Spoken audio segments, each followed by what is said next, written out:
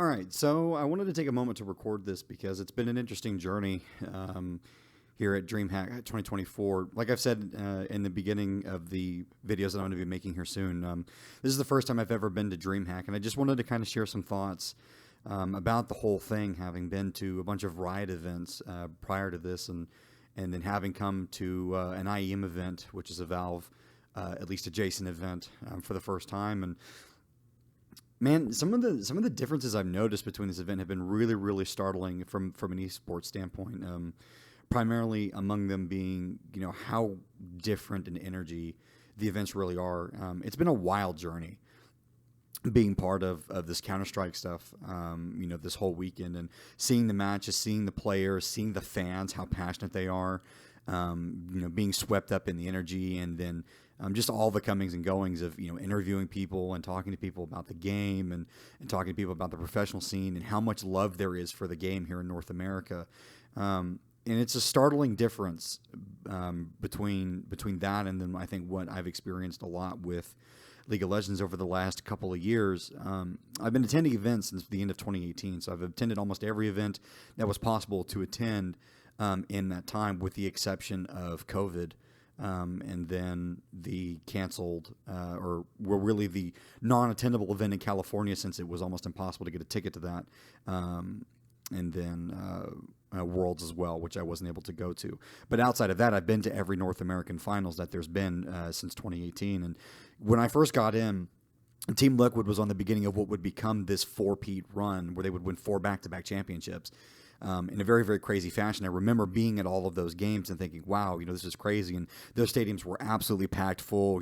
Team Liquid had an occult following. They'd gotten double lift. They had, over the period of 4 years, assembled 2 fantastic rosters. And really there was a lot of hype in North America. But then as soon as that kind of stopped happening, I think really kind of around the COVID time is when a lot of the, I think, event support, at least fan-wise, for League of Legends events sort of started to die down a little bit. And I think the result of that obviously was to do with the league and the state that it was in. I think obviously some of it to do was economics. I think some of it was to do with COVID and recovering from that, and a million other reasons. But I think that that the League of Legends scene in North America and the LCS has never really recovered, and so you see kind of a little bit of that lack of some passion, not quite the level of fervor that it was, and I think altogether just not quite the same level of spirit that it's had, in the past, versus this. When I come to an IEM event, when I see, Counter-Strike, and I see how passionate the fans are, when I see at a semifinals event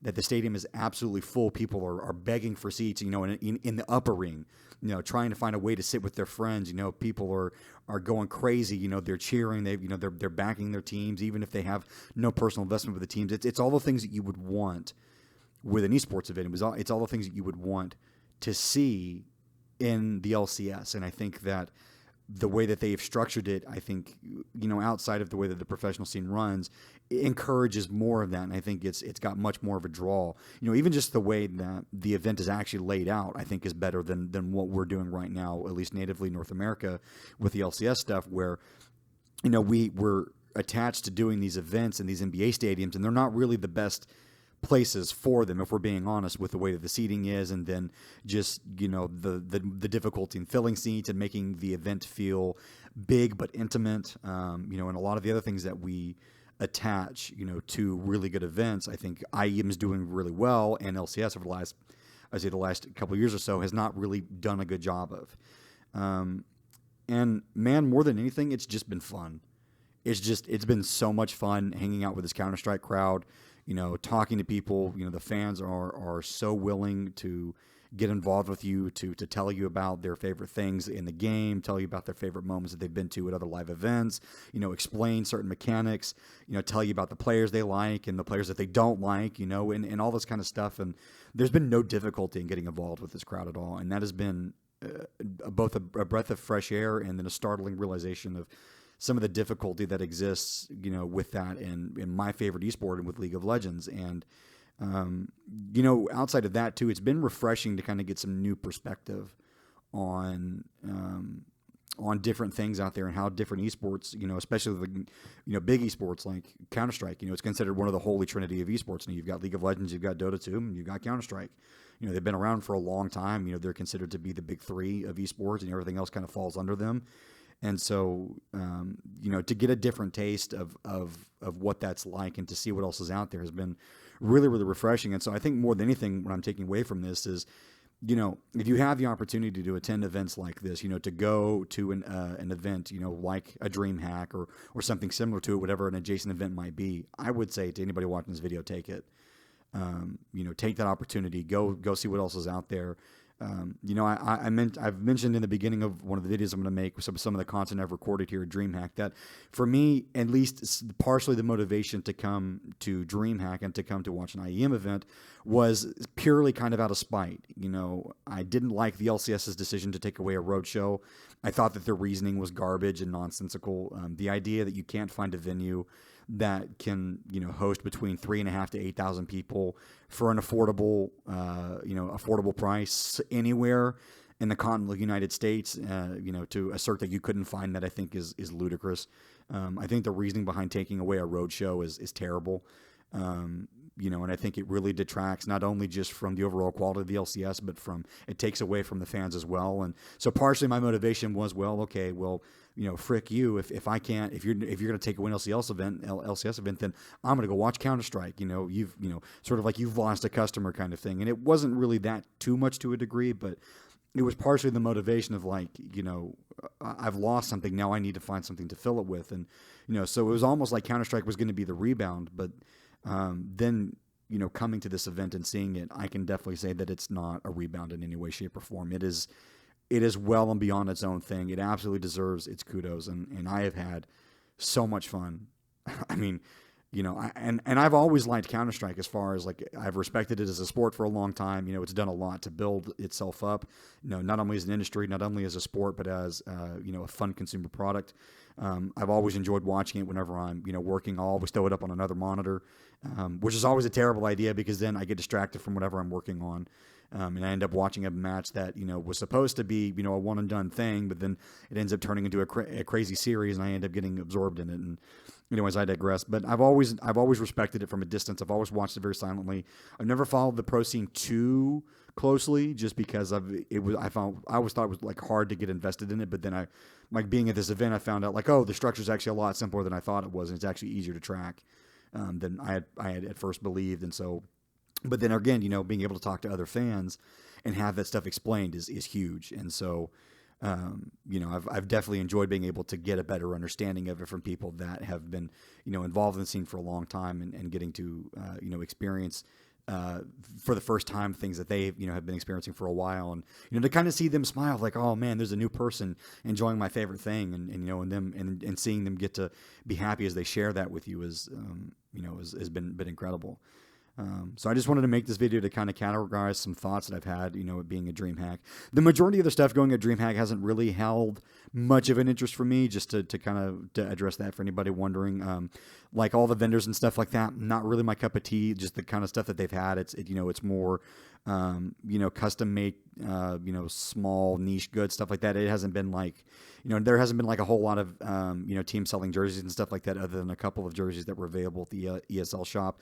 There wasn't a lot of mouse and keyboard vendors or peripherals or anything like that. There wasn't a lot of tech stuff there outside of the Predator and the Intel booth, and Logitech had a small booth and some stuff like that. But I respect that those people have that kind of stuff, just not my particular cup of tea. And then, of course, there were all kinds of other games going on, though. I mean, there were fighting game tournaments. StarCraft was there. They had the women's Counter-Strike stuff going on. They had the Overwatch League. You had Magic the Gathering stuff going on. So a lot of stuff going on at DreamHack. A lot for people to do. Certainly, if you leave DreamHack saying, "Oh, I was bored," that's definitely on you. There's no way that you should leave this event thinking that it wasn't worth your money. It was absolutely worth the cost of the ticket. I spent a little bit more because the IEM tickets weren't included as part of the pass, but I mean, that doesn't bother me at all. It's been well worth every dime I've spent, and things at the convention have been affordable, which is really cool too. It's fun to be able to, go to something like this and still be able to, afford to get something to eat and not have to worry about getting scalped for a bottle of water, has been fun. So, Yeah, those have just been my general thoughts with DreamHack 2024. Tomorrow is Grand Finals. G2 will be taking on Vitality. I don't think anybody really expected Vitality to make it to Grand Finals other than a couple of the people I interviewed. A lot of people were hoping for G2, but it was kind of that like, oh, gee, I do sure hope they make it, but I don't know. But no, they did. G2's played their asses off, and they've absolutely earned the right to be in the Grand Finals of IEM Dallas, and that's going to be a big deal for them. Just following the information I've been able to gather over not only the course of this event, but just stuff that I sort of passively tracked in the esports scene for a while. It seems like G2's kind of been in a slump for a little while. Apparently Stewie has been kind of this catch-on player where he wasn't really supposed to be part of the roster. He's more of a stand-in, and the roster wasn't really expected to do well at this event, but somehow, miraculously, they now find themselves in the grand finals, even though Stewie hasn't played a lot with the team, and even though they don't have an IGL, and even though there's all these other crazy teams that were supposed to be there, but then you get through the semifinals today, and Team Spirit gets V'd, and then 9Z, in two really close maps, but also really really strong performance from G2. They end up losing out, and so now you've got this crazy French team with Vitality that's made it to the finals, and then you've got G2, which is just this sort of box of misfits that is somehow in the finals too, and I ended up getting a G2 jersey. I don't know if I can show it here, but I ended up getting actually lucky. I got this jersey, ended up getting this jersey for $5. I'll explain that one at another video, but it was actually kind of humorous how I got it. All above board, all legally, just there was a comedy of errors, and somehow I got it for very cheap, for $5. So, but yeah, I'm excited for G2. I'm excited to do some more interviews tomorrow, really get some people's opinions and see how the crowd feels about who's going to win, and then ultimately just enjoy the experience of my first ever IEM, Counter-Strike Grand Finals ever as a fan. I think it'll be a lot of fun, and I'm hoping. I don't know.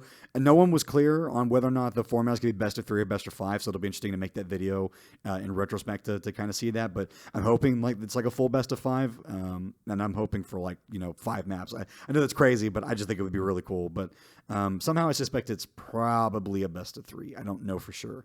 I got mixed answers on whether or not it's a best of 3 or best of 5, so we'll see. But that's really all I've got to say right now. Just recap. I'm really excited about this event. It's been a lot of fun, and I'm looking forward to possibly coming to more of these events. So that's going to do it from me. Until next time, I will see you later.